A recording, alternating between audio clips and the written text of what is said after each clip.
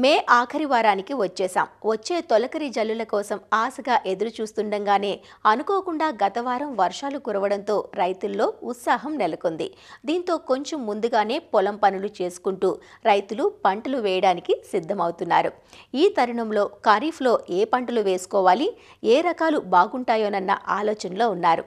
అయితే ఏ పంట వేసుకున్నా తమ ప్రాంతానికి అనుకూలమైన రకాలను ఎంచుకోవడంతో పాటు మేలైన యాజమాన్య పద్ధతులను పాటించినప్పుడే ఆశించిన దిగుబడులు పొందే వీలుంటుంది. శ్రీకాకుళం జిల్లాలో ఖరీఫ్లో ఎక్కువగా వరి, మొక్కజొన్న, కంది, మినుము, పెసర, వేరుశెనగ, గోగు పంటలను సాగు చేస్తుంటారు.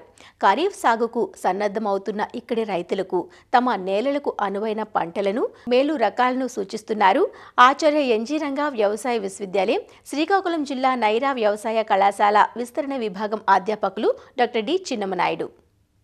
మరి మన శ్రీకాకుళం జిల్లాకి ఖరీఫ్లో వేసేటువంటి పంటల ప్రణాళిక కనుక మనం చూసుకుంటే ఖరీఫ్ పంట కాలంలో అంటే మనకి జూన్ నెల నుంచి అక్టోబర్ చివరి వరకు చూసుకుంటే దాన్ని సౌత్ వెస్ట్ మాన్సూన్ అంటాము. మనకి ఈ సౌత్ వెస్ట్ మాన్సూన్ అంటే ఖరీఫ్ పంట కాలంలోనే సుమారు ఒక 750 నుంచి 800 మిల్లీమీటర్ల వర్షం పడుతుంది. కాబట్టి ఇక్కడ నీటికి అంతవరకు కొరత లేదనే చెప్పుకోవాలి. మనకి ఉన్నటువంటి నేలలు, అదేవిధంగా నీటి సదుపాయం, ఈ వాతావరణ పరిస్థితులు, వీటిని కూడా మనం ఒక దృష్టిలో పెట్టుకొని వీటిని ప్రణాళిక చూసుకోవాలి. ఇక్కడ శ్రీకాకుళం జిల్లా వరకు చూసుకుంటే ప్రధానమైనటువంటి పంటలు మనకి వరి ఎక్కువ విస్తీర్ణంలో సాగవుతుంది.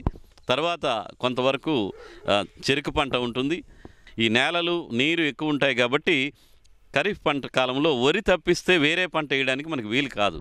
ఇందులో వరి పంటలో కూడా రకాల ఎంపికలో కూడా రైతులు జాగ్రత్తలు తీసుకోవాలి. ఒకటేంటంటే కాలువకు దగ్గరగా ఉన్న భూముల్లో మనకి 2 పంటలు వేసుకునేటువంటి అవకాశం ఉంటుంది. కాబట్టి అక్కడ మధ్యస్థ కాలపరిమితి రకాలు అంటే సాంబా మషూరు కానీ, స్వర్ణ కానీ, ఇలాంటి మధ్యకాలిక రకాలు చాలా ఉన్నాయి. 11, 21 శ్రీధృతి అంటాము. అంటే 135 రోజుల నుంచి 150 రోజుల కాలపరిమితి ఉన్న రకాలు వేసుకుంటే ఇక్కడ నీరు కావలసినప్పుడు పెట్టుకోవచ్చు, మళ్ళీ తీసుకోవచ్చు. కాబట్టి కోతకు వేసుకోవడానికి కూడా ఇబ్బంది ఉండదు. అప్పుడు రెండో పంటకు కూడా మనం ఈ కాలువల నుంచి వచ్చేటువంటి నీటిని ఉపయోగించుకొని రెండో పంటగా మొక్కజొన్న కానీ, వేరుశెనగ కానీ ఇలాంటి పంటలు కూడా వేసుకోవడానికి అవకాశం ఉంటుంది. కాబట్టి కాలువకు దగ్గరగా ఉన్నటువంటి వరి వేసే రైతులు మధ్యస్థ కాల పరిమితి రకాలు వేసుకోవాలి. అదేవిధంగా కాలువ చివర భూములు అంటే అక్కడ నీరు అందడం చాలా ఇబ్బంది అవుతుంది. కాబట్టి అక్కడ స్వల్పకాలిక రకాలు మాత్రం వేసుకోవాలి. అంటే 120 నుంచి 135 రోజుల కాల పరిమితి ఉన్నటువంటి రకాలు వేసుకోవడం శ్రేయస్కరం. స్వల్పకాలిక రకాలు అంటే RNR 15048 అంటాం, మనం తెలంగాణ సోనా అని చెప్పేసి అంటాం జరుగుతుంది. అది కానీ, లేదంటే తరంగిణి MTU 1156 కానీ, లేదంటే NLR 34449 అంటాం. ఇలాంటి రకాలు అంటే ఇవన్నీ కూడా 120 నుంచి 130 రోజుల్లో మనకి కోతకు వస్తాయి. కాబట్టి కాలువ చివరి భూముల్లో స్వల్పకాలిక రకాలు వేసుకోవడం అనేది ఎంతవరకైనా శ్రేయస్కరం. అదేవిధంగా వరి పంట వేసే రైతులు కూడా మీకు నీరు సకాలంలో వస్తుంది అన్నప్పుడు మెకనైజేషన్ కూడా కొంతవరకు ఆలోచించాలి. అంటే వరి పంటను నాట్లు వేసే పద్ధతి వేసేటువంటి ప్రాంతాల్లో వరి నాట్లు వేసే యంత్రంతో కూడా నాట్లు వేయడానికి ప్రయత్నం చేయాలి. దీనివల్ల ఏంటంటే దిగుబడి మనకి ఒక 15 నుంచి 20% అధిక దిగుబడి వచ్చేటువంటి అవకాశం ఉంటుంది. అదేవిధంగా కూలీల మీద ఆధారపడకుండా మన వరి వ్యవసాయం చేసుకునే అవకాశం ఉంది. కాబట్టి నాట్లు వేసే రైతులు ఎవరైతే ఉన్నారో వాళ్ళు ఈ వరి నాట్లు వేసే యంత్రాన్ని ఉపయోగించి నాట్లు వేసుకోవడానికి కూడా ప్రయత్నం చేయాలి. అదేవిధంగా ఇక్కడ నీరు చివరగా ఉంచేటువంటి ప్రాంతాల్లో మనకి డ్రమ్ సీడర్తో వరి సాగుకి ఆలోచించడం మంచిది. ఎందుకంటే అక్కడ ఎప్పుడు నీరు వస్తుందో తెలియదు. కాబట్టి అక్కడ నారు ముందుగా వేసుకుంటే నారు ముదిరిపోయేటువంటి అవకాశం ఉంటుంది. కాబట్టి కాలువ చివరి భూముల్లో వీలైనంత వరకు దమ్ము చేసే ఎద పద్ధతి శ్రేయస్కరంగా ఉంటుంది. అక్కడ దిగుబడులు తగ్గకుండా కూడా మనం కాపాడుకోవడానికి ఆస్కారం ఉంటుంది. అదేవిధంగా వరి వేసేటువంటి ప్రాంతాల్లో కొన్ని ప్రాంతాలు లోతట్టు ప్రాంతాలు ఉన్నాయి. ఇక్కడ నీరు ఎక్కువగా నిలిచిపోతుంది. ఇక్కడ ఏంటంటే ముంపును తట్టుకునేటువంటి వరి రకాలు అంటే ఎత్తు ఎక్కువ పెరగాలి, పడిపోకూడదు, అదేవిధంగా నిద్రావస్థ ఉండేటువంటి రకాలు ఉండాలి, దిగుబడి సాధారణంగా వచ్చేటట్టు ఉండాలి. ఇలాంటి ముంపు ప్రాంతాల్లో రకాల ఎంపిక ఏంటంటే ఇంద్ర అని చెప్పేసి ఉంటుంది, MTU 1061 అంటాం అది కానీ, అదేవిధంగా అమర అని చెప్పేసి MTU 1064 అని ఉంటుంది అమర కానీ, లేదంటే శ్రీకాకుళం సన్నాలు, లేదంటే ఇటీవల కాలంలో రిలీజ్ అయినటువంటి 1318 MTU 1318 ఇలాంటి కాల పరిమితి ఎక్కువగా ఉండి చేను పడిపోకుండా ఉండేటువంటి రకాలు ఈ ముంపు ప్రాంతాల్లో రైతులు వేసుకోవడానికి ప్రణాళిక చేసుకోవాలి. కాబట్టి ఇలా నల్లరేగడి నీరు వస్తున్న దగ్గర అంతా కూడా వరి పంటనే మనం ఎక్కువగా వేస్తాము. కొద్ది విస్తీర్ణంలో ఈ చెరుకు పంట ఉంటుంది. చెరుకు పంట గురించి పెద్దగా మార్పులు ఉండవు. ఎందుకంటే ఒక్కసారి వేశారంటే ఒక 3-4 సంవత్సరాల పాటు కారిస్ తోటలు కూడా మనం చేసుకోవడానికి ఆస్కారం ఉంటుంది. అదేవిధంగా ఇంకొక మనకి ఉన్నటువంటి సాగు పరిస్థితి నల్లరేగడి నేలలు, నీరు తక్కువగా ఉండేటువంటి నీటి సదుపాయం లేని నల్లరేగడి నేలలు ఉంటాయి. అంటే ఇక్కడ వర్షం పడితేనే వ్యవసాయం చేసుకోవాలి, లేకపోతే చేయడానికి వీలు కాదు. ఇక్కడ కొద్దో గొప్ప వరకు మనం వరి పంట మధ్యకాలిక స్వల్పకాలిక రకాలు వేసుకోవడానికి మాత్రమే ప్రయత్నం చేయాలి.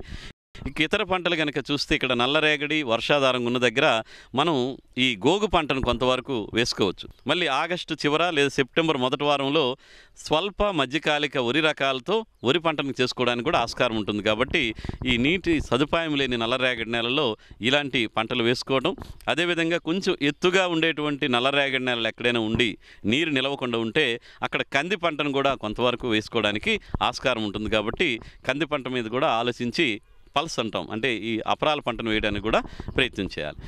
ఇకపోతే ఇంకొక సాగు పరిస్థితి మనకేంటంటే నీటి సదుపాయం ఉన్నటువంటి ఎర్ర గరప నేలలు ఎక్కువగా ఉంటాయి. కొన్ని ప్రాంతాల్లో 20-30% వరకు కూడా మన శ్రీకాకుళం జిల్లాలో ఉన్నాయి. అక్కడేం చేస్తారంటే మొక్కజొన్న వేసుకోవటం కానీ, లేదా వేరుశనగ వేయటం కానీ, లేదంటే రాగుల పంటలు వేయటం కానీ చేసుకోవచ్చు. అదేవిధంగా అలాంటి ప్రాంతాల్లో కూడా గోగు పంటను ఖరీఫ్లో తొందరగా వేసుకొని మళ్ళీ మనకి సెప్టెంబర్ 15 తర్వాత లేదా అక్టోబర్ తర్వాత ఉలవ పంట కానీ లేదా పెసరా మినుము పంట వేయడానికి ప్రయత్నం చేసుకోవచ్చు. ఇందులో కూడా మంచి రకాలు అందుబాటులో ఉన్నాయి. ఇప్పుడు మొక్కజొన్న అయితే అన్ని హైబ్రిడ్ రకాలు వేస్తున్నారు కాబట్టి ఆయా ప్రాంతాలకు అనువైనటువంటి మొక్కజొన్న హైబ్రిడ్ రకాలని ఎంపిక చేసుకోవచ్చు. అదే వేరుశనగ వచ్చేటప్పుడు అయితే మనకు వర్షాకాలంలో కనుక ఎర్రగరప నేలల్లో వేస్తే మనకి ఎత్తు ఎక్కువ పెరిగేస్తుంది. ఇక్కడ వర్షాలు ఎక్కువ పడుతుంటాయి కాబట్టి ఎత్తు తక్కువగా పెరిగేటువంటి రకాలు నిత్యహరిత రకాన్ని వేసుకోవటం మంచిది. ఇది తక్కువ అడుగెత్తు మాత్రమే పెరుగుతుంది, కాయలు ఎక్కువగా వచ్చి మనం కదిరి ఆరుతో పోల్చుకుంటే కనుక ఒక 30-40% అధికంగా దిగుబడి వచ్చేటువంటి రకంగా మనం గుర్తించాం. కాబట్టి ఈ నిత్యహరిత రకాన్ని వేరుశనగలో వేసుకోవడం మంచిది. అదేవిధంగా కొన్ని ప్రాంతాల్లో ఇప్పుడు ఎర్రగరప నేలలు వర్షాధారంగాను, అదేవిధంగా బోర్వెల్ సదుపాయం ఉన్న దగ్గర మనకు ప్రతి పంట కూడా ఇక్కడ వేస్తున్నారు. ఆ ప్రతి పంటలో కూడా మనం మంచి రకాలు ఇప్పుడు అన్నీ కూడా బీటీ పత్తి రకాలే రావటం జరిగింది. కాబట్టి రైతు సోదరులు ఆయా ప్రాంతాలకు అనుకూలంగా ఉన్నటువంటి బీటీ ప్రతి రకాలను ఎంపిక చేసుకొని వేసుకోవటం, అందులో కూడా వీలైతే అంతర పంటలుగా ప్రత్తితో పాటుగా కంది, అంటే 6 వరుసలు ప్రత్తి వేసి 2 వరుసలు కంది వేసుకోవటం కానీ, లేదా 2 ప్రత్తి వరుసల మధ్యలో 4 వరుసలు పెసర కానీ, 4 వరుసలు మినుము కానీ, 4 వరుసలు సోయా చిక్కుడు కానీ, ఇలాంటి పంటలు కూడా మరి రైతు సోదరులు ఎక్కడైతే ప్రత్తి వేస్తున్నారో అక్కడ అంతర పంటలు కూడా వేయటం వల్ల మనకి ఒక వాతావరణ పరిస్థితులు ఏవైనా దెబ్బతిన్నా, ప్రత్తి దెబ్బతిన్నా, వేరే పంటలు దెబ్బతిన్నా అంతర పంటలుగా వేసేటువంటి పంటలు మనకి ఆదుకుంటాయి. కాబట్టి అక్కడ అంతర పంటలు వేయడానికి కూడా మరి ఆలోచించాల్సినటువంటి అవసరం ఉంటుంది. కాబట్టి రైతు సోదరులు మరి ఖరీఫ్లో వేసే అప్పుడు జూన్ నుంచి వేస్తామని ఇప్పుడు కాకుండా ఇప్పటి నుంచి ఆలోచన చేయాలి.